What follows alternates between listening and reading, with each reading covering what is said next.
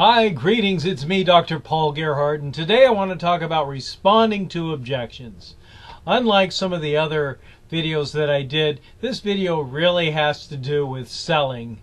I know that in the other videos that I've produced related to selling, it really could be translated into being in a job interview. So if you're in the sales world, you have undoubtedly had customers that had objectives that you really need to be able to think about what is the right answer, and you know that you have to be absolutely honest because we all have BS meters inside of us. So today I really want you to be thinking about what the objections are in the selling process of your buyers. They're all legitimate, and there's a right way to handle them and a wrong way to handle them. So that's what we're going to be talking about today. You know, attitude really is everything. You know, when customers have a concern or a question, you need to be able to handle that objection in a way that's respectful. You know, answer very sincerely. Try to refrain from arguing or contradicting people. You don't want to get in a fight with someone because you really can't win, and that won't serve you well. And make sure that you have a welcoming attitude towards objectives. So salespeople really, as you've probably heard me before, they really have to be an expert. And you don't want to look like somebody who's trying to shove a product or service down people's throat that they don't need. But more than anything else, you need to be aware of your own value and make sure that you've got an attitude where you're there to help. You're there to help be their counselor and their advisor, and you want to help identify opportunities for them and make sure that you're listening to their feedback and you're giving them proper feedback. So when buyers have an objection, you want to make sure that you set up an appointment where you can have a face-to-face conversation with the buyer so that you can help answer any of their questions in the right way. You know, you may be giving them a presentation to help them have a better understanding. Your ideal goal is you want them to obtain a commitment, and you want to be there to be able to service them along the way. So here are some basic common objections. One is related to needs. I don't need the product or service. I've never done that before. Another common objection is related to the product. I don't like the product or service features. I don't understand. I need more information. Number three, common objection related to the source. I don't like your company. I don't like you. And then finally, fourth, related to the price. I have no money. The value does not really seem to exceed the cost. Sometimes time is a factor. I'm not interested today. I think I need more time to think about it. You've probably all heard that. And then other common objections are, we have no room for your line. There's no demand for your product. I've heard from my friends that your company isn't the best one to use. I need a kickback to make it worth my time. We can do business if I can see you socially. It's not a hassle in paperwork and time. So there's a lot of hassle in paperwork. So your goal as a salesperson is to be able to identify costs and benefits. And you could point out what the costs are. It's a hassle to switch, or then the costs are too much, or the benefits. Well, it really improves your company image, or it will increase the company morale, or it will reduce absenteeism, which will save you X amount of dollars, or it will reduce errors in input and save you X amount of dollars, or it will reduce training costs and save you X amount of dollars. And so it really has to, the benefits really have to outweigh the costs. And so it's your job really to listen and be able to respond appropriately. And that's why the Lark method. Lark is an acronym that stands for listening, acknowledging, assessing validity of the objection, responding, and then confirming. So listening, acknowledging, assessing, responding, and then confirming.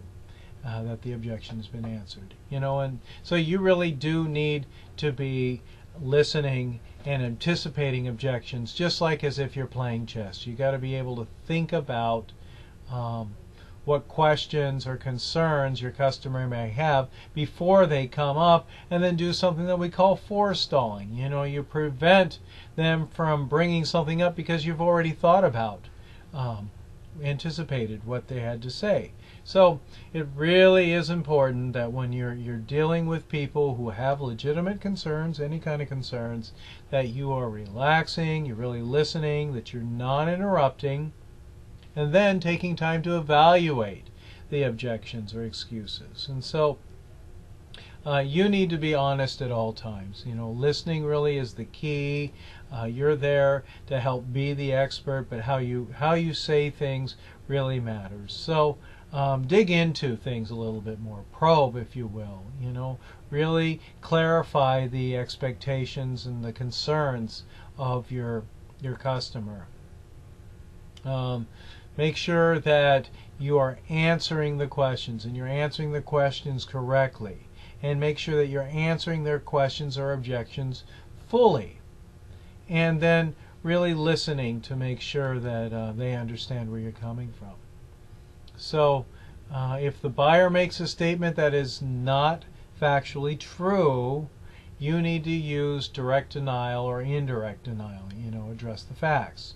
If the buyer raises a valid concern or offers an opinion, you need to use compensation, referral, acknowledgement, or postpone techniques. We're going to talk about these here. So, direct denial. The salesperson makes a relatively strong statement to indicate the error the prospect has made. So, sometimes people don't always know what they know, or they may make statements that are not accurate. So you should never address a customer as a liar. You need to make sure that if they've got the right to their own opinion, but you need to be able to directly use facts in order to help them understand where you're coming from. Indirect denial, you have an objection, but you need to really soften your response. Recognize the position of the customer who's making the objection. Then continue to introduce substantial evidence. Begin the statement. The beginning statement should always be true, and assure the prospect that the question is a good one. Hey, that's a really good question. This is what I heard you say. Here's what the truth is about this. Compensation method. Acknowledging the objection's validity, then showing any compensation objective. So sometimes some things outweigh another thing, and so it makes up for it. A superior benefit method, the benefit of one attribute, how it overcomes concerns with a less important attribute.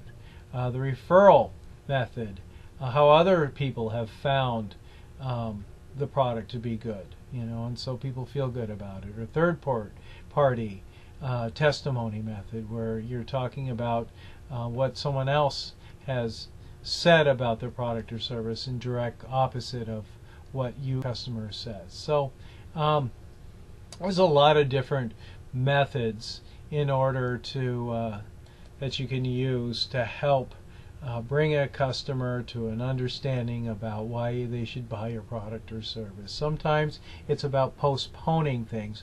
I'll address those things later, but let me help give you some more information to help you really understand how that works. And so, let me give you some examples of how to respond using each method. So, direct denial. That simply isn't true. Our method has been rated as the highest in the industry for the last 3 years. Indirect denial. I can certainly see why you would be concerned about quality. Actually, though, our product quality has been rated as the highest in the industry for the last 3 years. Compensation. I agree that the quality is not as high as that of some of our competitors. However, it was designed that way for consumers who are looking for a lower priced alternative, perhaps just to use in a weekend cottage. So you see, our somewhat lower quality is actually offset by a much lower quality price. referral message. I can certainly understand how you feel. John Jones felt the same way before he bought the product, but after using it, he found that the quality was actually equal to that of the other products. Or revisit method. The fact that the quality is lower than other products is probably the very reason why you should buy it. You stated that some of your customers are looking for a low-priced product to buy for their grandchildren. This product fills that need. Acknowledge. I understand your concerns. You know, one of the things that I always look for is how a product's quality stacks up against its cost.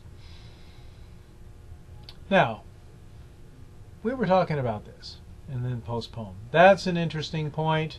Before discussing it fully, I'd like to cover just two things that I think will help you better understand about our product. Would that be okay? So, when selling, get an idea of what your customer is talking about. Throw the concern back to the group. Any response should be directed to all buyers, not just the one. And then make sure that all buyers are satisfied with the answer. Price is an objection that you hear all the time, and so there's a lot of different ways to address that. You have to be aware of the most frequent mentioned obstacle. You don't lower the price at first.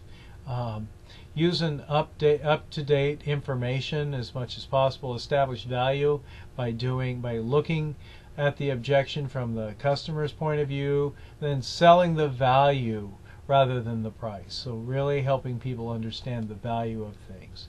It's important, absolutely important, to maintain your positive attitude.